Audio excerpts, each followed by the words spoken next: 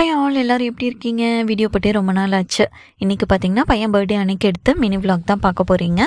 காலையில் 6:30 மேலாம் நல்லா பனிமூட்டமாக இருந்துச்சு. இது ஊட்டியா கொடைக்கானலாம் தெரியாத அளவுக்கு கோயம்புத்தூர் இருந்துச்சுன்னு வச்சுக்கோங்களேன். பையன் பர்த்டே எனக்கு இன்னும் 2 கேக் ஆர்டர் இருந்துச்சு.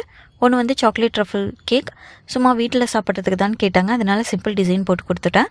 இன்னொன்று பார்த்தீங்கன்னா 4 kgல குலாப் ஜாமுன் கேக், அதுவும் 3 டயரில் நடுவில் அக்ரைலிக் ஸ்பேசர் வச்ச மாதிரி ஃபர்ஸ்ட் பர்த்டே கேக் இருந்துச்சு. இது வந்து என் ஃப்ரெண்டு தான் ஆர்டர் கொடுத்துருந்தாங்க.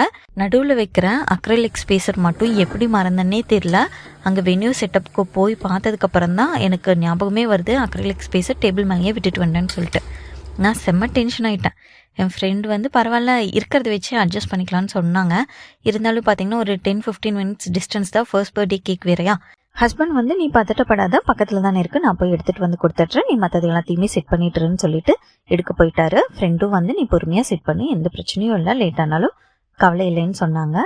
ஸோ நானும் மற்றது எல்லாத்தையுமே பொறுமையாக செட் பண்ணிட்டு ஒரு 20 மினிட்ஸில் ஹஸ்பண்ட் வந்து அந்த ஸ்பேசர் எடுத்துகிட்டு வந்து கொடுத்துட்டாரு.